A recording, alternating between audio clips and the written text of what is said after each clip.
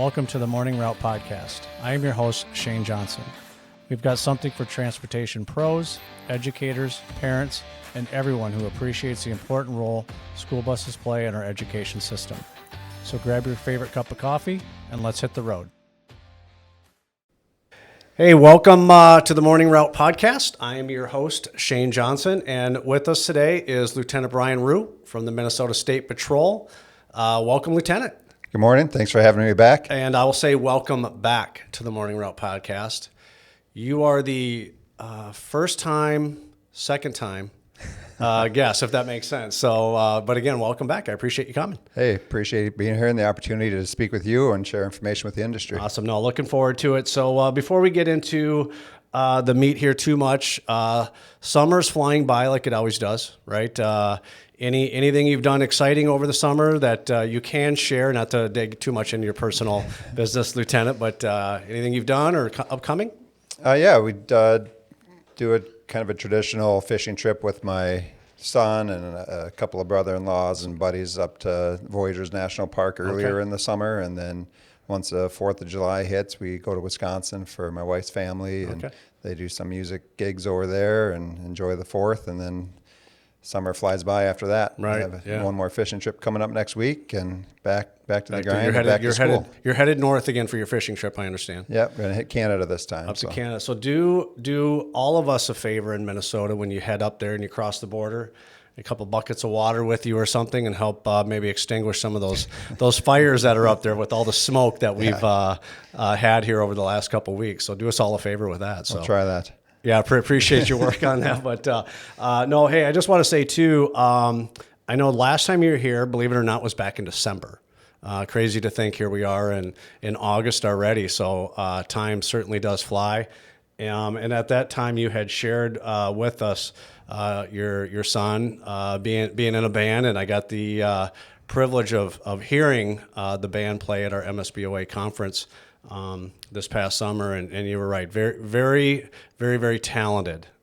So shout out to your kid again and his band. So yeah, I appreciate that. I always think so, but I'm biased. I'm dad, so well, I can back up your bias. Not sure if you're just backing up because it's me here right now, and it's all good. They had a good time up there. It was great that they had them, and I think they enjoyed themselves, and everybody there enjoyed it. So it's been a lot of fun. No, they were a lot of fun. Great entertainment. So speaking of the MSBOA conference here in Minnesota, we wrapped that up.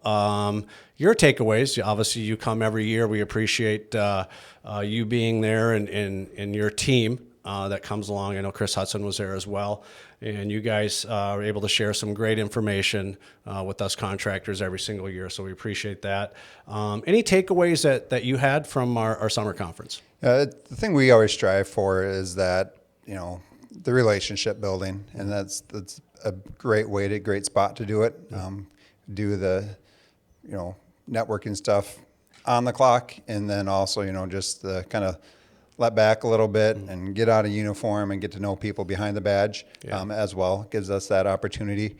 And it's just nice to have the opportunity to hear what the industry's concerns are from the contractors' perspectives.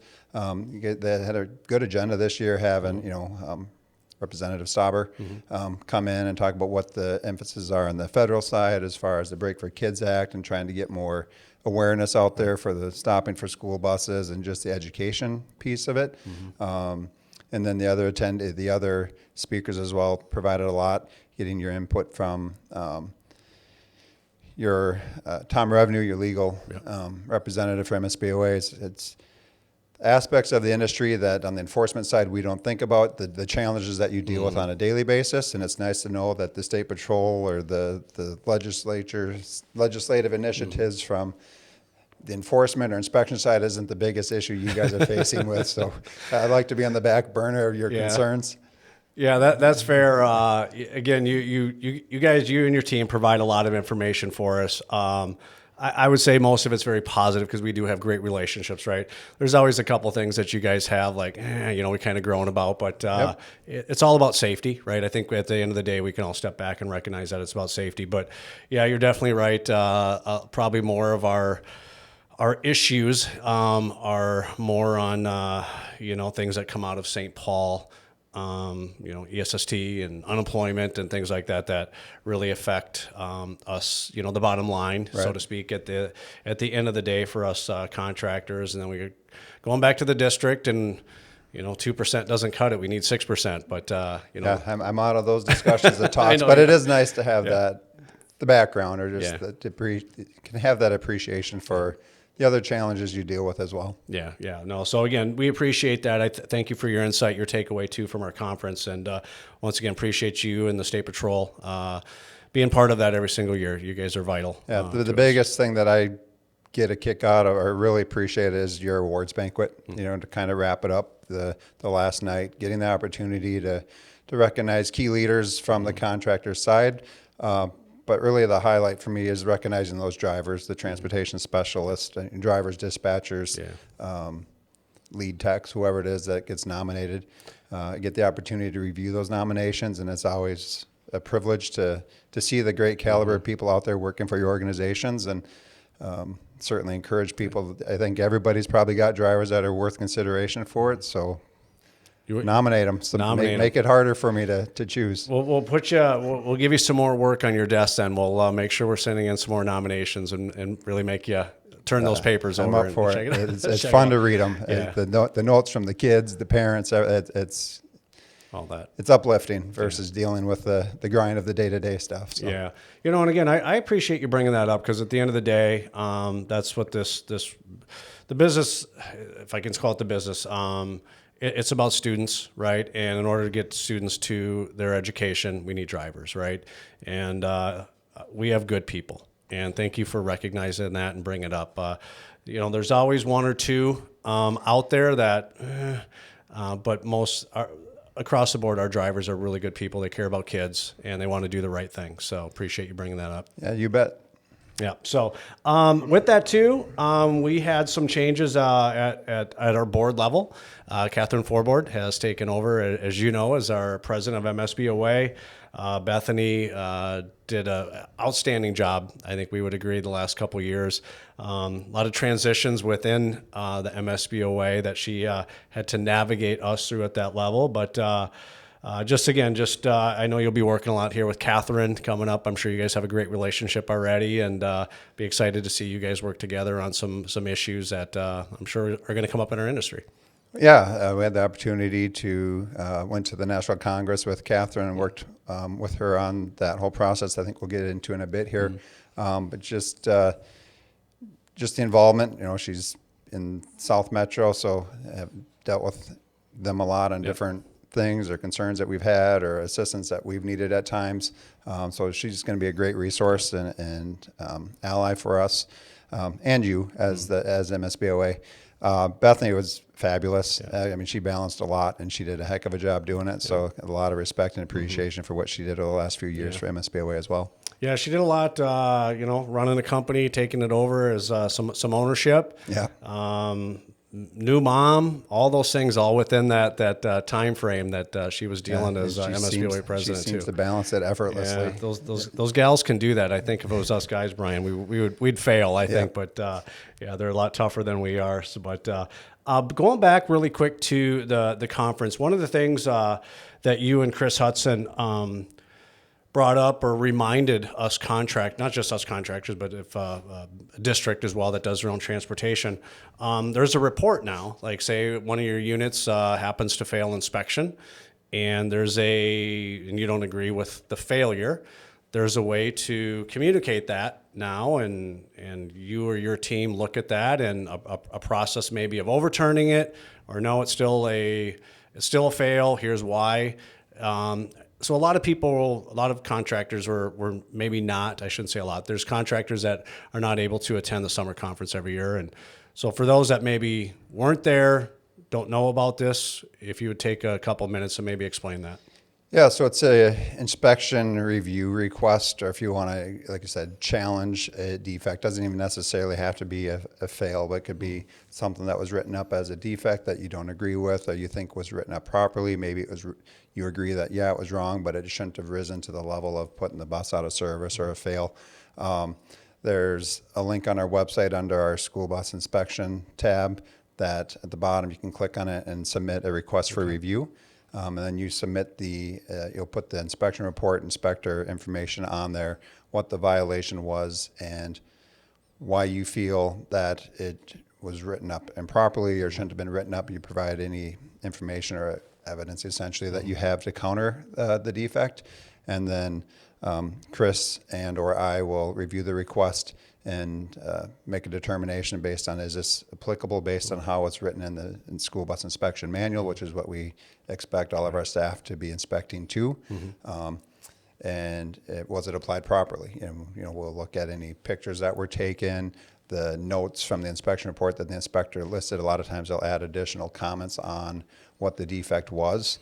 And then also we have our body cameras that we can review video just to see if there's a way for us to get a visual of what the inspector saw or what the conversation was at the time. Hopefully our inspectors are explaining it well out there, but there are some of those times where, yep, we agree to disagree, and we want to make sure that we have that opportunity to give you industry that opportunity to make that request for a review to determine whether it needs to be changed. And we have had one since a conference, and it was the violation was completely removed from the inspection report. So I mean, again, we're going to look at it objectively and not as a jab at us to try to protect anybody or whatsoever. We want to make sure that the reports are accurate and consistent across the state. Yeah, no, and I appreciate you taking the time to walk us through that. And I think I can say for everybody, we appreciate that you guys have taken the step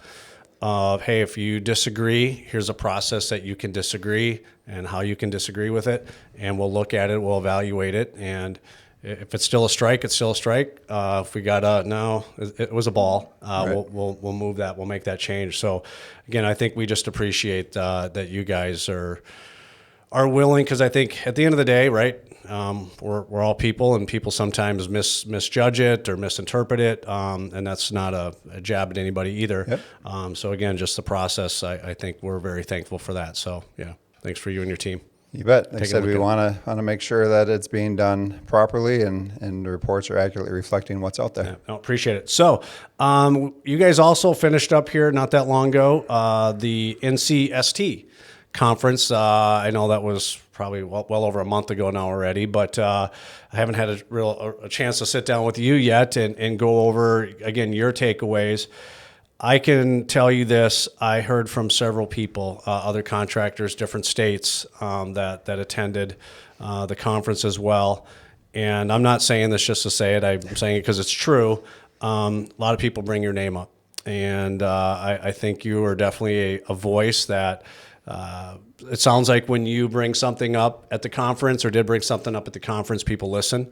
I think people really respect you, Lieutenant, and maybe your opinion or your view on things. So again, people have said to me, I go, hey, you guys got a good lieutenant in Minnesota, and I'm like, I'm kidding, of course, but so again, it's nice to hear that, and probably, if I can say it this way, maybe a little bit of jealousy sometimes from others. But again, just your takeaway then, I guess, from the conference, what came of the conference that we can expect probably see here in Minnesota. I would suspect maybe January or something, but anything coming our way? Yeah, so do you want me to get into an overview of what it is for people that don't know exactly what the National Congress is? Yeah. So traditionally the National Congress would meet every 5 years to kind of set up the recommended best practices and procedures for the school bus industry. They started back in 1939 and got into more of a frequent or a scheduled meeting time every 5 years with a lapse there with the COVID in 2020. So they hadn't met since 2015. But in that document, Minnesota traditionally adopts the design standards as their baseline for how we're going to build our buses in Minnesota, what we want the construction standard to be. A few years back, we also incorporated the out of service, the inspection criteria out of that, and what we are determining whether a bus passes an inspection or fails an inspection. So There's other sections of the document, transporting students with special needs, infants and toddlers, operations, things like that. We don't necessarily adopt, but it's a great resource and a lot of content in there that could be available. Sample documents for activity trips, things like that, student discipline, conduct reports, items like that that industry could use.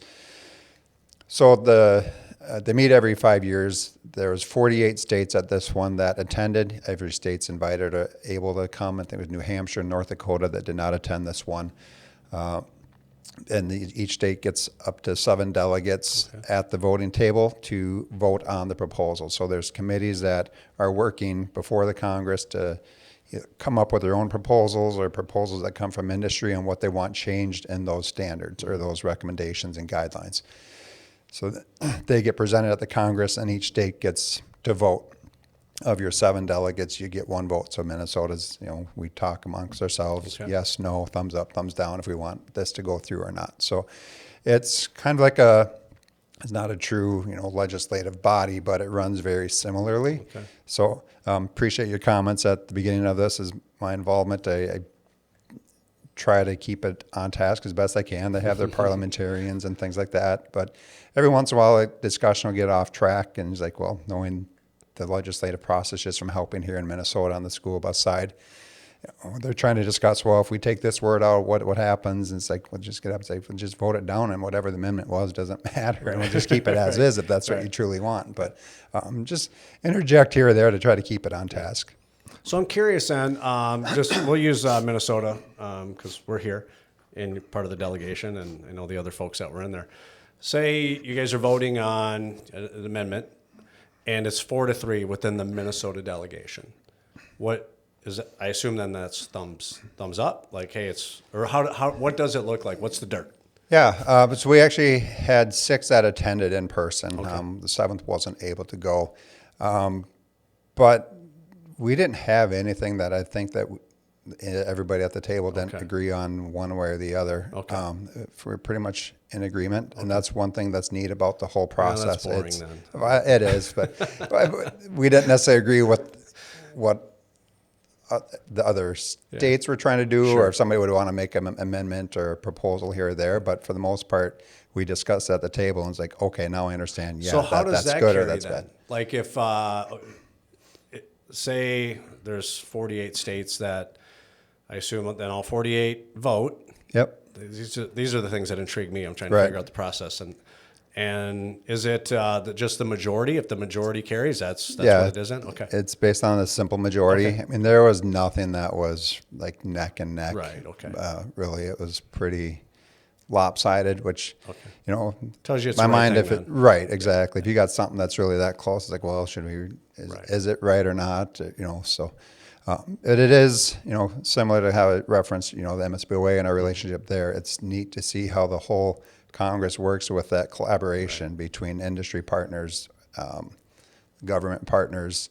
There's certain things that me as the state patrol for Minnesota or the state director and primarily oversee our inspection program have more knowledge on the inspection side and more relation to the design standards. But when it comes to necessarily transporting infants and toddlers and students with special needs, I understand the laws, but there's a lot more people in the audience or that we had even in our Minnesota delegation that deal with that on a regular basis, can provide that more expertise opinion. Yep. So it's a neat collaboration to see it all come together and how everybody voices it. Definitely some different strengths, if you will, within the team, which makes it right. Team and then, that was the effort to make sure that we had somebody that can represent obviously both Minnesota School Bus Operators Association of Pupil Transportation, but have somebody with the technician expertise, the infants and toddlers or special needs side of it, and then Chris and myself on the inspection side. All these proposals are submitted to the states to review, to have anybody, or to the public even, that really wants to review them and can provide input. So it's not just the 6 of us essentially. Hopefully other members of your industry kind of looked at them and provided some input to Kat and Catherine and Jason. But no, again, appreciate you walking us through that. Very interesting.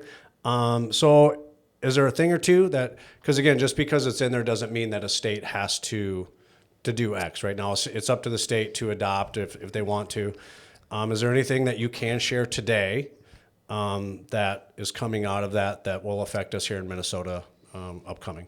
Yeah, so how Minnesota used to do it, we would just have to go and propose to the legislature that now we want to adopt the new standards and get that through the legislative process.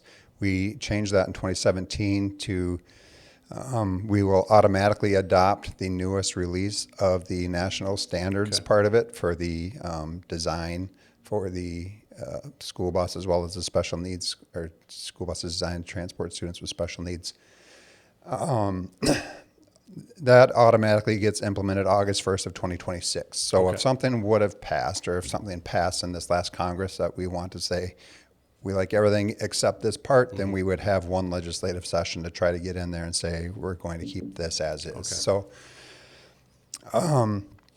so some of the things that are coming forward that, handrails on both sides of the steps. Before it was just one that required to be there. Don't think it's a huge critical issue that's concerning. Electronic stability control will be required on all new buses. So again, this will go into effect August 1 of 2026, unless something would be changed within the state to opt out of those options. Are the make and models now that are on the road are grandfathered, or does everything have to be updated? Correct. No, there's no retrofitting because obviously if you take a 1984 bus, that's be awfully difficult to put electronic stability control. We got one of those out there. Wow. Still. So no, we don't make anybody retrofit what they current have. So it's new buses going forward built on or after that date that we apply it to. So it'll be August 1 of 2026. Okay. The new inspection standards, we will implement the out of service criteria January 1 of 2026. So we're just, the whole year is looking at the same criteria for everybody that's inspected for 2026. So we're not changing midstream. Makes sense. No, appreciate you walking us through that then as well. So I'm sure more news to come on that as we go and we get closer to those dates too. So so they should. I know I sit on the writing committee for the inspection committee, or chair the inspection committee, and they sent me my committee's proposals or section to review as kind of a final edit to make sure that what we recall happened, and that it's organized properly. Like, again, not making any more changes to what's in there, but making sure that it was implemented properly.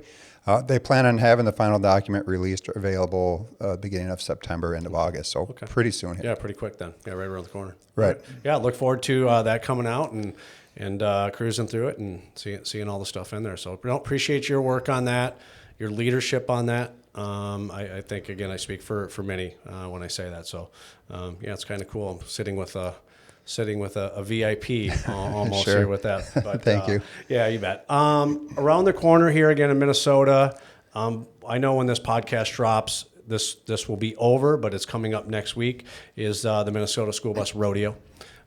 So it's back. Kind of, I think everyone's pretty excited here in Minnesota. Hopefully there's going to be a lot of participants here next week. So thoughts on that, your guys' role as the state patrol within the rodeo, what does all that look like? Yeah, it's exciting to see it come back. We were involved with it for many years before it kind of took its leave for the last few years. Traditionally, we'd go and help assist and judge and kind of be there to help recognize the winners and things like that. And we will have a couple of our troopers out there. I'll be in Canada, so I won't be able to be there. A little bit bummed about that. They changed, traditionally from when I was involved earlier, it was always Saturday, a Mother's Day weekend, which is fishing opener and all that. So well. It's a little bit, I made it. I went to it. But so they're doing it on next Wednesday, August 13th. And I think they had, as I heard, about 75 attendees signed up. So, there's definitely interest.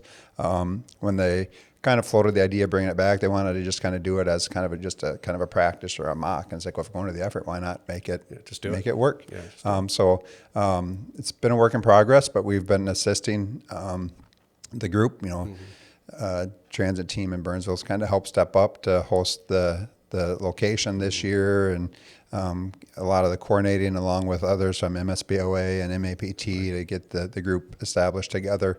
And then we went through there last Tuesday or Wednesday and did just kind of a walkthrough to kind of figure out how, what type of events we want to have for the course setup and layout and things like that to try to run it as smoothly as we can. You know, it's first year in a while. I'm sure there'll be a couple hiccups here and there, but there's been a lot of effort put in on the front end to make sure that it goes as smoothly and as well as it can.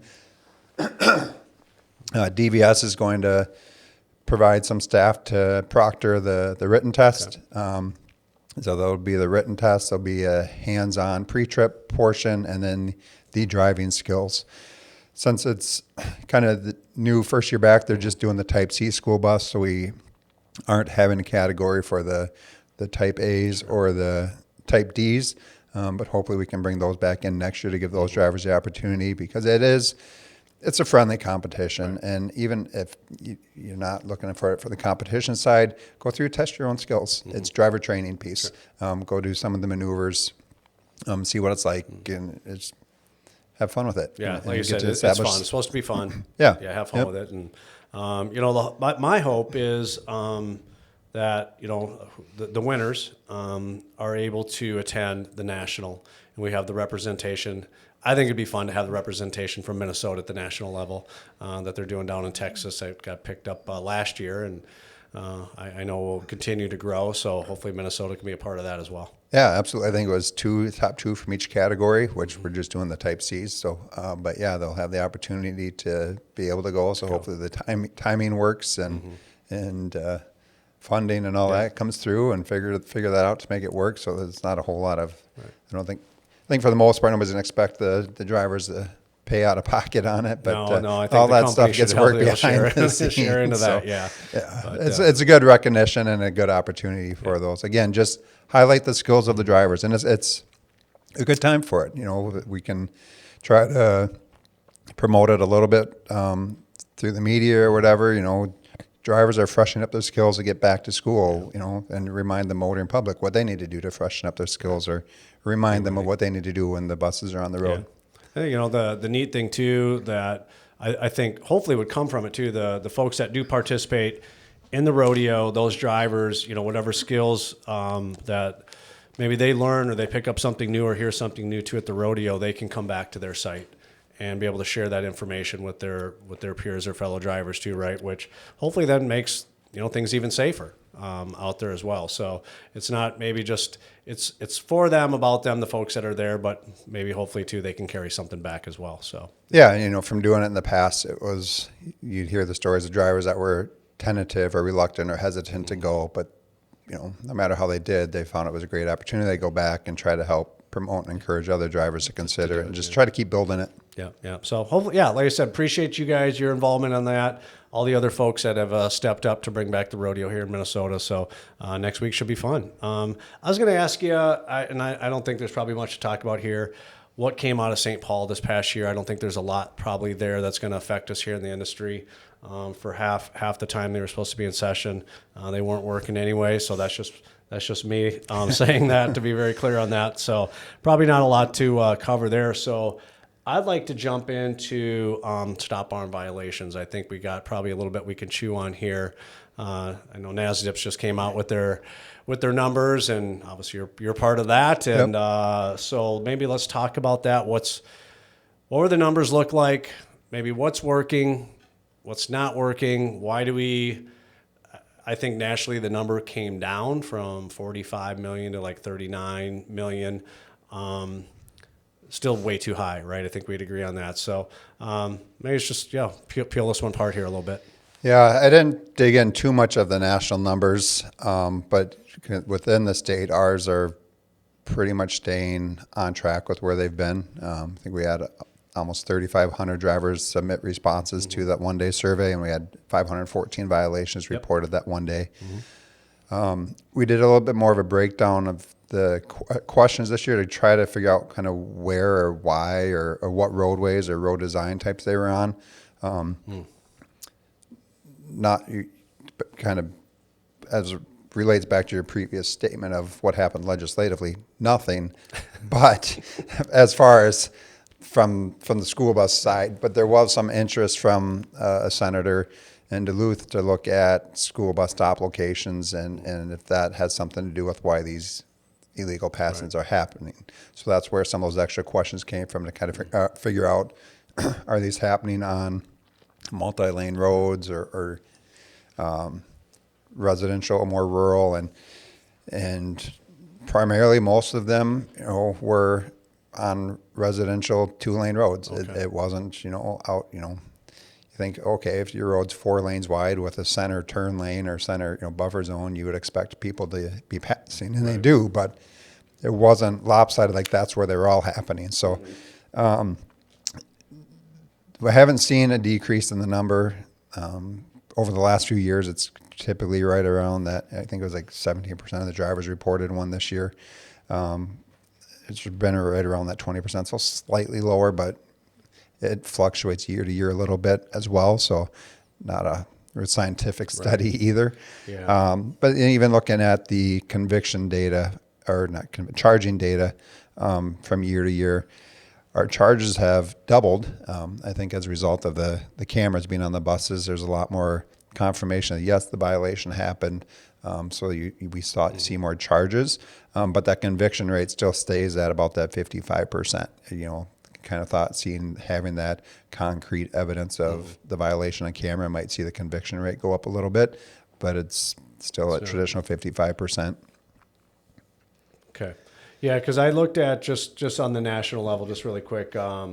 Last year, it looks like they were, about 45 million legal passings, and this past one that they did was down to 39.3. So again, numbers kind of maybe trending in the right direction, and hopefully it's not just a one-off, and we see the number go back up, past 39 next year. But again, a positive, but still a very alarming number for sure. I think we'd all agree on that. Yeah, way too many, for sure. And it just takes one to be tragic, obviously, and that's what we're trying to avoid.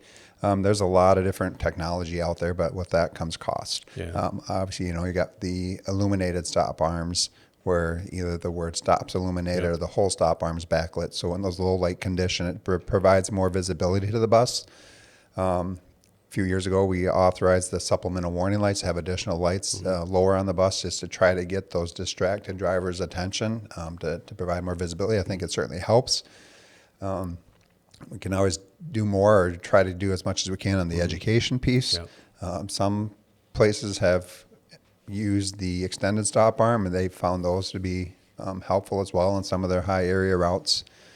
Plenty of different approaches, but it's definitely not a one-prong approach, right? I think we agree on that, and I agree. I think there's just, it's kind of the thing, is it the stick or the carrot, and I think there's probably both. Again, not a one-prong approach to this whole thing. And I know you probably have read this by now too. Easy read, the 30-page read from NISTA, the Reducing Illegal Passing School Buses, and I've probably read this thing like 10 times. I'm not exaggerating, and it's a great piece, I think. But I'll be honest with you, every time I get done reading it, I'm like, nothing got answered. Again, I don't want to beat anybody up here that did this. I appreciate that they put this thing together, but it's like, okay, what is it? And I think that's probably my question. I'm not expecting an answer, because I don't think there is. And again, that's why that's not a one-prong approach here by any means, but what is it? And again, I appreciate, and we had Congressman Stauber come to our summer conference, which was great.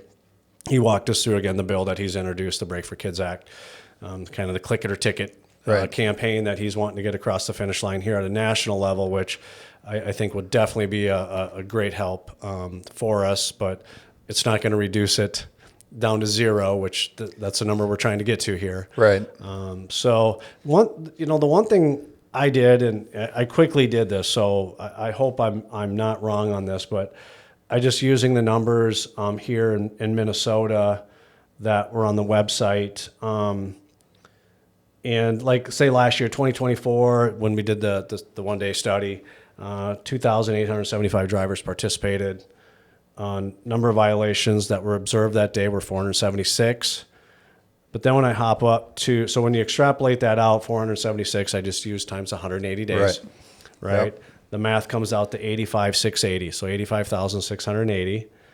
But then I look up at the citations that were issued, 2,105. That's 2.4%. Right.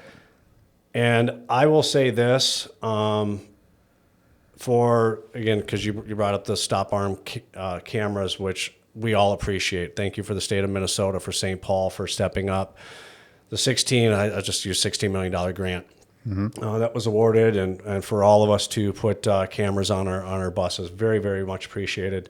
And you and I have talked about this before, and I'm not one to say return on investment means there should be, like, if there's fines collected, that it should go back into a camera pool. I know other states do that. You know, every state can make up their mind. So to me, the return on investment's not a financial. Again, this is just my opinion. 2.4% is way too low when you look at the number of violations to the citations. But I will say this, I don't think it's a law enforcement problem, and I've talked to other people about this. I firmly believe, and I've seen and I've experienced and I've heard law enforcement's doing everything that they can on their end. This is just me now. I'm saying this. Right. Frustration is definitely with city, county attorneys, and I talked to somebody actually from a federal level just 2 weeks ago. They reached out to me and asked me about it, and I said this: the issue is not law enforcement. I believe law enforcement's doing all that they can to help with this, and where it seems to the wheels come off is a county or city attorney. It's not. This isn't of interest to me, or this isn't worth my time. I don't know what it is, or possibly a judge, like, well, nobody got hurt. I've actually heard that said before. Well, nobody actually got hurt, dismissed. So again, this is just my opinion. That's where it seems to not be working. So 2.4% should be concerning to legislators in St. Paul. Right. And, like I said, it's not necessarily a scientific study or survey. That's what drivers are reporting to us. And we certainly hope they're not out there on that day. All right, let's throw it out there and try to get one so we have one to pad that stat. And I don't think the majority of the drivers don't do that, certainly. Are those all able to be charged? Not always, whether you don't get good information or things like that. So there's a little bit of a factor there. It's very lopsided. I don't disagree with that. And there's challenges, though, with taking all those cases or getting them to the point where you can prosecute. And that's what they're trying to balance. Do we have enough to move it forward? Should they have stopped? Yes, but it's that close call. I'm going to just say, we'll maybe have a conversation with them and tell them to pay more attention and move on. Some of those, but that's where I think the cameras certainly help, which is why we've said the charges have doubled, but it's still very lopsided. It used to be a lot lower than that. So it's a little bit of step in the right direction. I think you see it across the board and I don't have the stats for what the conviction rates are for everything else, but you see a lot. I think they're probably on par with that, with the number of convictions versus charges, whether it's they might not be convicted of the stop arm violation itself, but there's still some sort of consequence, whether it's they plead to something lower that goes on the record, or no same or similar type of offense, so it doesn't appear as a conviction, but they're still being held accountable. And the stop arm fine is that $500 fine, which is steep. So I think sometimes because it is a higher fine, the courts or prosecutors may look at that and say, "Oh, that's pretty hard on this individual. Let's give them something else." And that's actually pretty low compared to a lot of other states. It can be, but you look at the potential outcome of the violation, and obviously that's why it should be a significant. Why the fine increased a few years ago as again a result of MSBOA trying to push for that increased fine amount. Your organization has certainly helped with that and that camera grant. Yeah. Again, again, I'm not trying to put you in a difficult spot. I hope you hear that, and we appreciate what you guys do on your end. We really do, and I know that's not the issue. I'm going to be very candid and frank about it. It gets hung up in other places. Kind of like what you said earlier, we all have our biases, right? Your kid's a great singer, so you're biased. But I can confirm he's a great singer. I'm obviously very biased from sitting on this side, right? Because driven a school bus thousands of times, I've seen it, I've experienced it, and it's very frustrating because you're watching kids get off the bus, right? And they're 7, 8 years old, and you're counting heads and making sure that the student doesn't get off at the wrong stop, but then you're trying to watch the road, and then you got somebody that just not paying attention, don't care, I don't know what it is, and then you literally catch it, you turn it in, and nothing happens with it. So again, my bias is coming through here a little bit. So yeah, very, very frustrating. So it is. We hear it all the time when we go back to our driver startup meetings and we're having the conversation with the drivers. Try to encourage them, keep doing your job, keep reporting them. You don't always know the outcome, but don't be that broken link in the chain. We don't want any broken links, but if it doesn't get reported or you just give up on following through on it, then nothing can or will happen. So do your part on it. Yeah, I appreciate you saying that, because I hear that a lot, and I'm glad you said that too, Lieutenant. Don't give up reporting on it, and because that's the only way we're going to continue to try to make the changes, right? Is by being accurate as we can with our numbers, so we can collect that data, right? Okay, what's working, what's not, and if we have folks that give up because they're frustrated because they feel nothing's happening, that's not going to help. It's not going to help the cause. Right. Yeah. So like I said, do your part. Let somebody else take the blame for why those numbers are so imbalanced. Yep. Exactly. We'll leave it there. All right. No, appreciate you giving your thoughts and opinions on that. It's an important subject. It probably leads right to where we'll kind of find our exit ramp here today.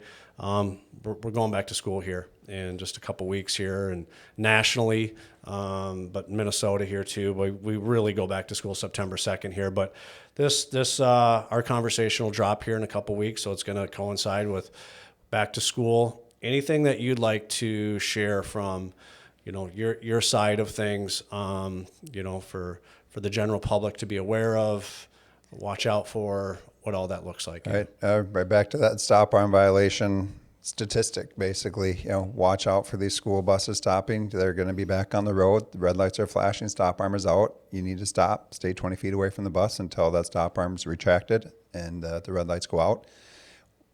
Even before the stop arm comes out and the red lights, the bus gives off the yellow pre-warning lights. That's your clue, just like any intersection, that your free flow of traffic is going to be coming to an end and you need to be prepared to stop. So just be extra diligent, pay attention, keep those distractions away. The buses can be stopping anywhere, essentially, rural roads, county roads, city streets. Pay attention. Pay attention, and if you get frustrated every day because you're coming across a school bus at the same spot, can you alter your route a little bit? The buses have to go to that house because that's the intersection, because that's where those kids are at. So they can't really change where they're at. If there's a way for you to adjust your timing, leave 30 seconds earlier or 30 seconds later, you're going to miss that stop type of thing. But be aware, be diligent. And even just, in the school zones, kids crossing, things like that. Make sure your kids are ready for the bus. They're out there on time so they can get on the bus. They're not running to the stop. Wait for the driver to signal that it's safe to cross. And we will do our part as we can. It's timely that when this is airing, but we'll try to do some press releases as well, just to remind the public, take any opportunity you can with the public. A lot of schools will have the kindergarten roundup where you get the little kids in to kind of have a bus out there to kind of, they haven't ridden on a school bus, get in, see what it's going to look like, and kind of show them where those danger zones are, things like that. Just different educational opportunities for the kids, and then also invite your local media out there and different things to try to get it on that local level. Yeah. No, appreciate your insight to that and the reminders that come with all that. I think something too that parents really need to take 5 minutes to remind their teenage drivers as well. about the school bus that's out there. You got to take some ownership at home as a mom and dad. And 16, 17-year-olds are going to be driving here too, and they usually got the music playing, and they're giving their friends a ride, even though maybe they're not supposed to have that many kids in the car. And we all know those things happen. Yep. But I want to encourage parents to have those conversations at home too with their kids. Certainly. Again, we don't want to. We've had plenty of close calls. We've had kids struck. We haven't had a fatality in the state, to my knowledge, from somebody illegally passing the school bus. Yeah.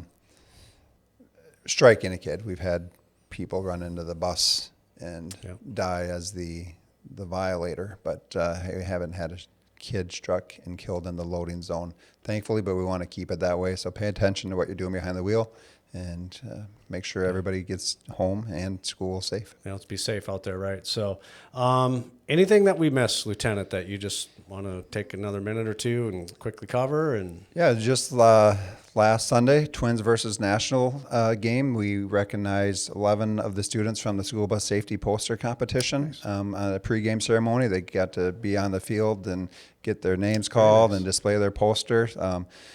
For the 24-25 competition. They haven't released the topic yet for 25-26 school year, but that should be coming out soon. Okay. I'd like to encourage other districts and schools to take advantage of that.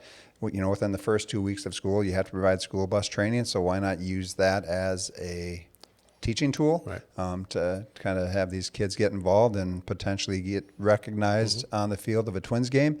And I heard this morning that one of our Anoka Hennepin students actually won third place for the national division with their poster entry. So congratulations. A little bit of reward for that student. Yeah, absolutely. We're on the podium. If we can, again, get more involvement in that program as well, to just another opportunity to increase awareness for school bus safety, we take advantage of it. No, appreciate you throwing that out there too. And congratulations to the 11 folks that were recognized there last week, and to the third place winner here nationally too. So yeah, kudos to them. So we'll end here. This is what we do at the morning route. You've already done this one time, but the most important question that we're gonna ask today. So you get the privilege of, again, the morning route's all about coffee. We all know that morning drivers don't leave the bus barn without having 1, 2, 3 cups of coffee. That makes the buses go, the drivers go, and pick up the kids and all that. So with that in mind, you get to pick another person that you'd like to sit down with and have a cup of coffee and ask that question or two that you've always wanted to ask. Who would that second person be for you, Lieutenant? Well, probably should have been my first one, but threw me on the spot last time, so I didn't have a chance to think about it. And Jenna did kind of come through and had a cup of coffee with me at the conference. So my grandpa, he passed away a few years ago, World War II vet, 101st Airborne. So lots of questions there that, you'd ask then, but weren't able to get a lot of it, or, those World War II guys keep it bottled up. So, towards the end, he started to open up a little bit more, but just get more opportunities there. So much there. Yeah. I don't know if you remember, but that was mine too. Somebody asked me my cup of coffee, and that's what I shared with them, was my grandpa, World War II vet. And I remember him just telling me things, but it was, 7 or 8 years old. I'm not connecting those dots yet. And now being much older in life, I would love to have that opportunity back to really understand what he did, what he went through, the sacrifice, and same as your grandpa then. That greatest generation that's quickly dwindling down. They just did what they had to do, and they never complained about it, and they bottled it all up and stuffed it deep and carried on. So greatest generation, like you said, those guys. So. Well, Lieutenant, once again, I appreciate the time. I want to say thank you again for what you do and your team here for us in Pupil Transportation here in Minnesota. Thank you for your service just as a state trooper as well, keeping our roads safe. I really do mean that, so thank you. Appreciate that. Thank you, Shane. All right, let's do it again. All right, sounds good. All right, take care. Yep. All right. Thanks for listening to today's episode. Stay up to date with the podcast by following us on social media. Don't forget to subscribe to the Morning Route Podcast YouTube channel.